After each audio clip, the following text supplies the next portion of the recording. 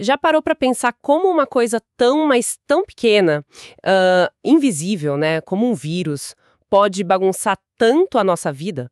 É impressionante. Totalmente. Um mundo microscópico com impacto gigante. Pois é, hoje a gente vai mergulhar fundo nisso.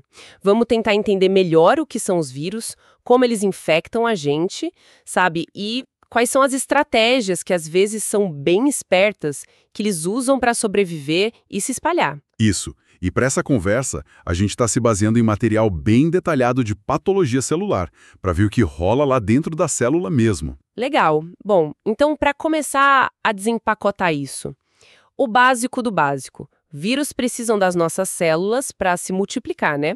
Sozinhos, eles não fazem nada. Exatamente. Por isso que a gente chama eles de parasitas intracelulares obrigatórios. Fora da célula, ele pode até ficar ali um tempo, mas para fazer cópia, para se replicar, só invadindo mesmo. E não é qualquer célula que ele invade, certo? Tinha um negócio de... Tropismo. Isso, tropismo viral.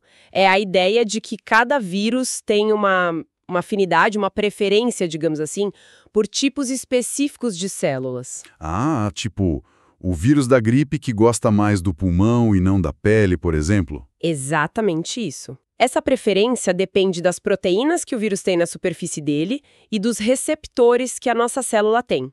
É tipo um sistema de chave e fechadura, sabe? Chave e fechadura, boa analogia. O vírus precisa encontrar a célula com a fechadura certa para conseguir entrar. Por isso tem vírus que atacam mais o sistema respiratório, outros do fígado, outros do sistema nervoso, cada um com seu tropismo. Entendi. E por dentro, como eles são?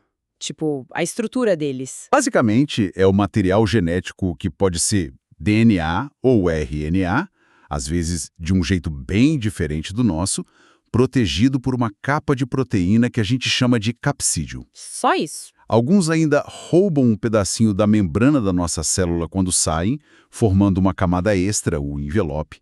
Mas o ponto-chave é como essa coisa mínima consegue fazer o estrago que faz. E como é, então? Eles basicamente sequestram a célula, tomam conta da maquinária dela e obrigam a célula a parar o que estava fazendo para produzir mais vírus.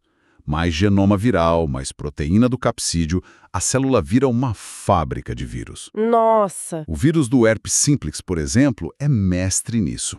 Dentro das células da pele e das mucosas. É uma tática de sequestro mesmo. Impressionante. Mas eles sempre destroem a célula no final? Ou tem, sei lá, estilos diferentes? Tem estilos diferentes, sim. Eles não seguem todos a mesma receita, digamos. Uma das estratégias é a infecção lítica. Essa é bem dramática. Lítica. De lise, quebrar. Exato. O vírus se multiplica tanto, mas tanto lá dentro, que a célula não aguenta. Usa toda a energia da célula, todo o material, e aí ela arrebenta. Se rompe. Lise celular. Ela explode, liberando um monte de vírus novos de uma vez. Isso. É ótimo para o vírus se espalhar rápido, para os vizinhos, ou ser transmitido para outra pessoa, mas, claro, destrói a célula hospedeira. Parece meio direto ao ponto demais, né? Não tem um jeito mais sutil? Tem sim. Uma alternativa é a infecção persistente. Aí o vírus é mais contido. Ele vai se replicando, liberando novos vírus aos poucos, mas sem matar a célula logo de cara. Ah, A célula continua viva, funcionando, só que virou uma fonte constante de vírus novos. O vírus da hepatite B, por exemplo, pode fazer isso no fígado por anos. A pessoa tem a infecção crônica e as células do fígado vão liberando vírus sem parar. entendi. Mantém a fábrica funcionando por mais tempo. Inteligente? Então tem a lítica, que destrói rápido, e a persistente, que é mais contínua. E tinha uma terceira que pareceu ainda mais engenhosa, a latente. Ah, sim, a infecção latente. Essa é talvez a mais astuta, né?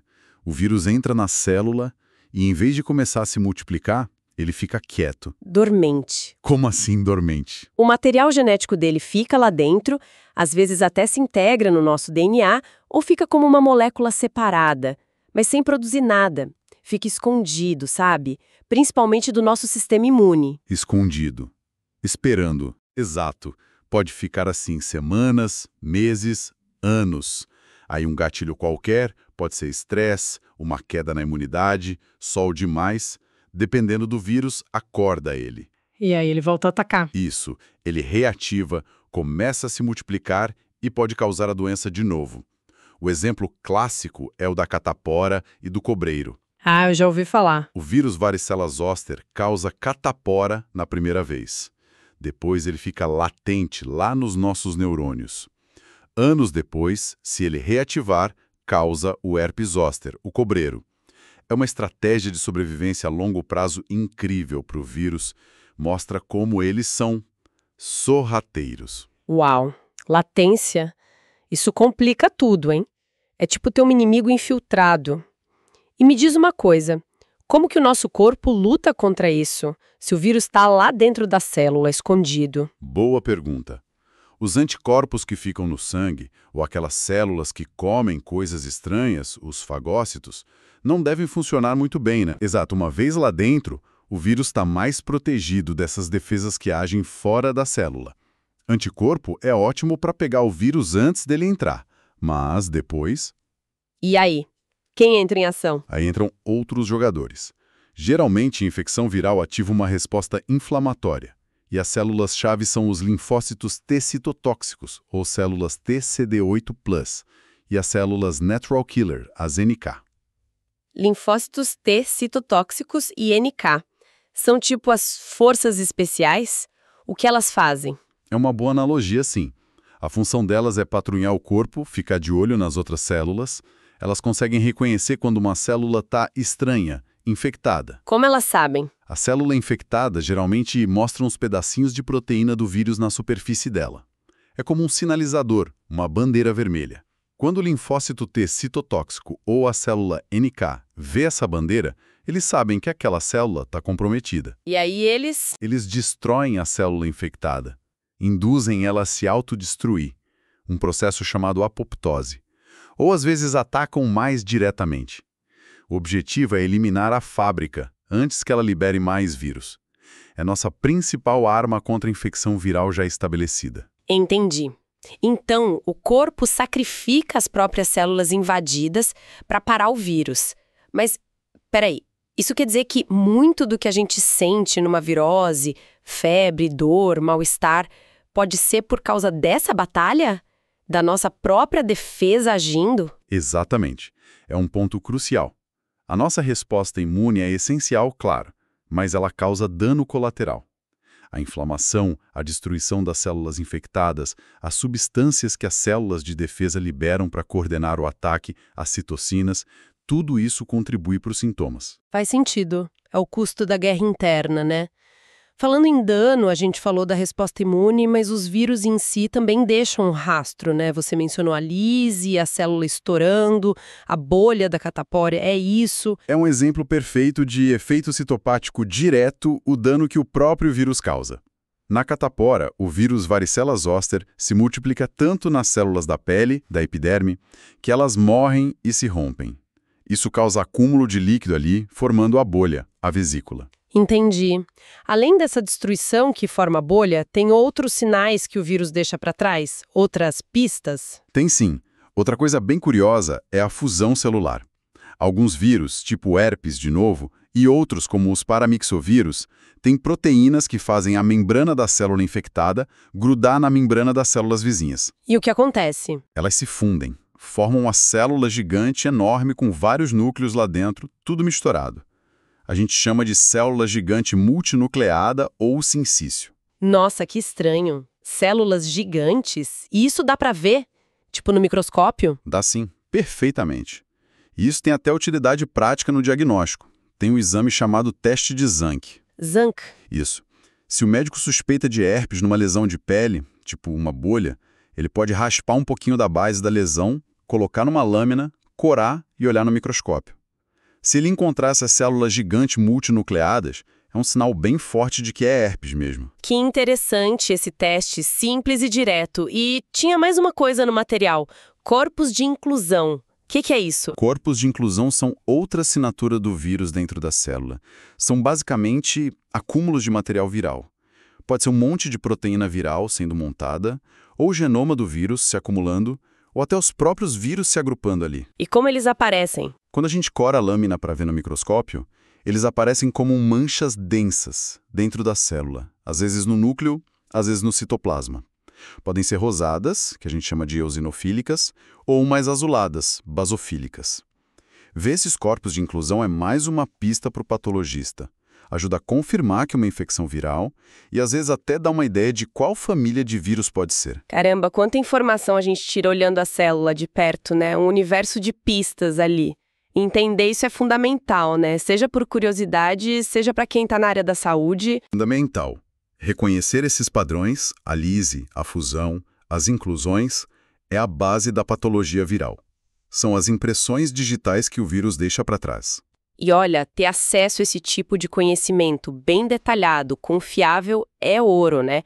Principalmente para quem está estudando, ralando para a prova de residência, para o ciclo clínico. Sem dúvida, o estudo aprofundado e a prática são chave. Falando nisso, né, para quem está nessa batalha dos estudos, se você é estudante e quer se preparar de verdade, entra agora em medcob.com.br, baixa o app e aproveita o maior banco de questões do Brasil com provas anteriores de todas as instituições, questões comentadas, resumos práticos, aulas completas e flashcards prontos para revisar onde quiser.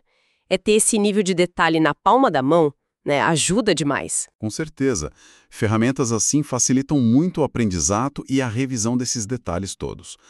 E voltando para os nossos vírus, essas características que a gente viu, lise, fusão, inclusões, não são só detalhes visuais. Elas mostram como o vírus age, como ele interage com a célula e ajudam a gente a entender como a doença se desenvolve no tecido. Certo. Então vamos tentar amarrar tudo. O que fica dessa nossa conversa? Primeiro, vírus são parasitas intracelulares obrigatórios. Precisam da gente e ainda têm suas preferências por tipo de célula, o tropismo. Isso. Segundo, eles têm estratégias diferentes. Podem destruir tudo rápido na infecção lítica, podem ficar produzindo vírus mais discretamente na infecção persistente, Certo. ou podem se esconder e esperar o momento certo na infecção latente. E o nosso corpo responde principalmente com os linfócitos T citotóxicos e as células NK, que vão lá e destroem as células infectadas, mesmo que isso gere sintomas para a gente. Exato. E por fim, essa briga toda deixa marcas visíveis nas células. A lise, a fusão formando células gigantes e os corpos de inclusão. Pistas importantes para o diagnóstico. É uma relação muito complexa, né? Uma batalha constante. Muito. E o que sempre me fascina é essa ingenuidade dos vírus. A latência, por exemplo. Fica quieto, anos, esperando. É uma tática brilhante para a sobrevivência deles. Totalmente. E isso, claro, levanta uma questão importante para a gente, né? Como combater um inimigo tão adaptável? Exatamente. E aí fica a pergunta para todo mundo refletir um pouco. Considerando essa capacidade incrível do vírus de se esconder, de usar a nossa própria célula de escudo, como que a gente pode pensar em novas terapias no futuro? Será que dá para ir além de só destruir a célula infectada, que a gente viu que também causa problema? Que outras fraquezas do vírus, talvez no jeito que ele se replica ou se esconde, a gente poderia explorar para criar tratamentos mais cirúrgicos, menos danosos? Fica aí a provocação.